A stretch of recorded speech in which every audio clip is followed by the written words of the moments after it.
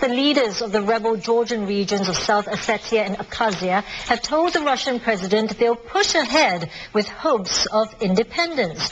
Georgia has quit the Commonwealth of Independent States, the association of the core countries of the former Soviet Union, and the U.S. is pouring aid and strong diplomatic support into Georgia. The top U.S. diplomat meets the man who brokered the peace deal between Georgia and Russia. Condoleezza Rice says the conflict and the Russians must be halted. Her next stop, Georgia, and talks with Georgian President Mikhail Saakashvili. But Rice faces a resurgent Russia. The peace deal Moscow agreed to says its military must withdraw from Georgia, but Russia claims its troops in the town of Gori are needed to clear mines and prevent looting before a handover to Georgian law enforcement. As US aid arrives in Georgia by air and sea, the Russian Foreign Ministry is warning Washington against encouraging Georgia's leaders to take any further action.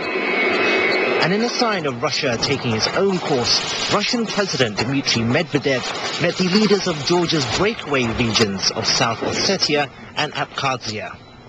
Мы поддержим любое решение, которое примут народы Южной Осетии и Абхазии в соответствии с Уставом Организации Объединенных Наций,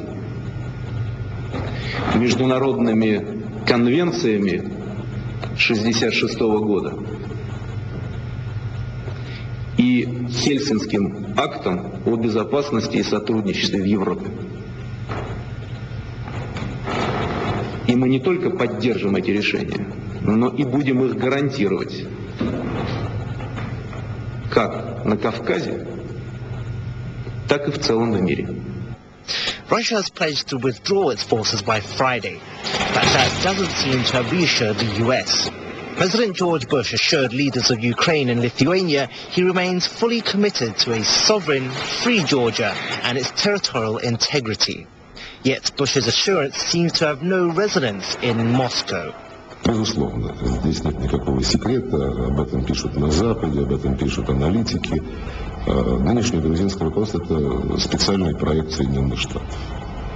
И увидеть своего подопечного в таком абсолютно неприглядном виде, конечно, обидно.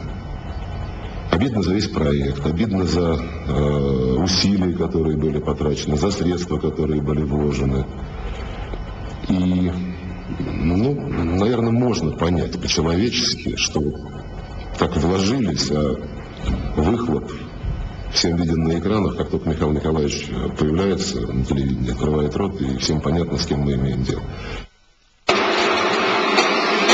And so, as the second US military cargo plane carrying humanitarian aid arrived in Georgia, the question now is, will the country retain its sovereignty or hold on to its rebel regions, as it is caught between the world's superpower and a former foe seen to be reasserting its Soviet-era sphere of influence. For more on this issue, we are joined live by Ollie Barrett in Washington. Ollie, Mr. Bush says he intends to send U.S. troops to Georgia. Is this a sign that the U.S. is prepared for a direct confrontation with Moscow? Well, we've just heard in the last half hour or so from US Defense Secretary Robert Gates. He was asked in more detail about those military forces being used for a humanitarian mission in Georgia. He said he saw absolutely no prospect at all of US military forces being deployed into Georgia. He also said he saw no desire from America for a re-entry into some sort of Cold War situation. So I think both sides are fairly clear that neither of them want to enter into any direct conflict, but Robert Gates also said he felt that Russia needed to feel some consequences because of its actions in Georgia. We're already seeing military cooperation between Russia and the United States severed.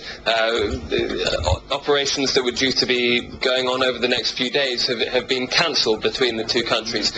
So while there will be no direct military conflict between Russia and America inside Georgia. It would just be a humanitarian effort.